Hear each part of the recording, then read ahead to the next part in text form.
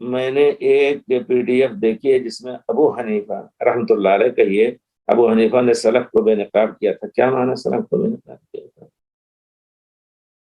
میں نے ان کی بدعت اور انحراف فقی عقائد کی وجہ سے انہیں ناپسند کرنا شروع کر دیا.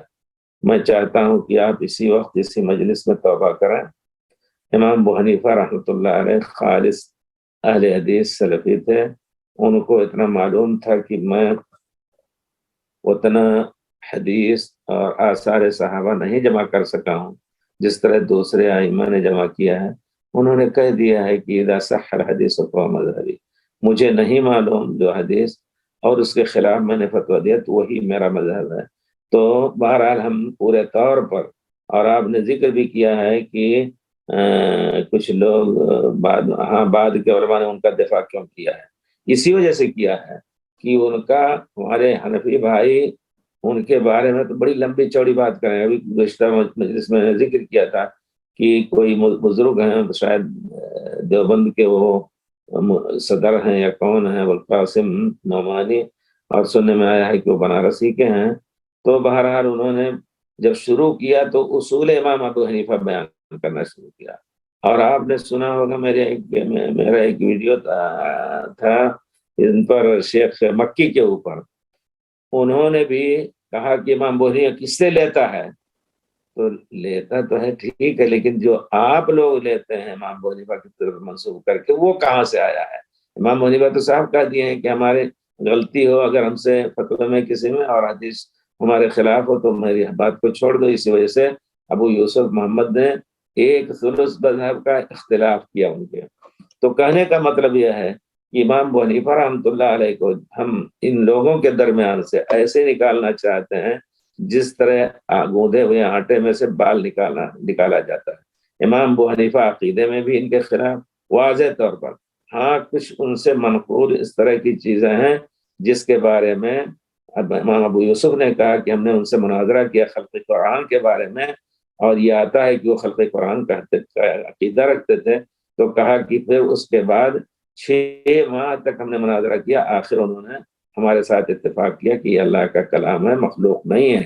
تو امام ابو حنیفہ رحمۃ اللہ علیہ کو آپ ان سے ان کے لیے دعا کیجیے اور ہم سب دعا کریں. اگر ہمارے بھائی لوگ جو امام ابو حنیفہ، امام شافعی، امام مالک کے پروپر کو منسوخ کرتے ہیں، ان کی نصیحتوں پر عمل کریں تو اختلاف ہی نہیں رہے گا.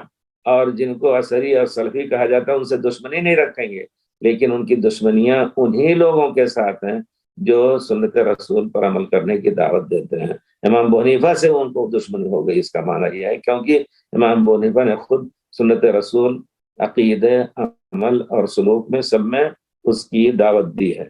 تو بہرحال آپ اس سے جو کہہ رہے ہیں کہ میں نے منحرف عقیدہ کی وجہ سے ناپسند کرنا شروع کر دیا، یہ چیز آپ ذرا سا اس کے بارے میں توبہ استغفار کر کے اور ان کے لیے دعا کر دیجئے، کفارہ ہو جائے گا. میں نہیں سمجھ سکتا کہ وہ ان 4 اماموں میں سے ایک ہیں، بے شک ہیں جن کے بارے میں لوگوں نے، جن کو بدنام کیا لوگوں نے. ٹھیک ہے، اس میں کوئی شک نہیں، اس وقت کے زمانے کے اعتبار سے انہوں نے فتاوے دیے، لوگ ان پر عمل کیے. لیکن جب چاروں طرف پھیلا، صحابہ چاروں طرف چلے گئے تھے، اب ان کے ساتھ کچھ احادیث تھیں جو کوفہ میں نہیں ملی ان کو، اور وہ کہیں گئے بھی نہیں سوائے مکے کے، کہیں گئے بھی نہیں طلب علم کے لیے.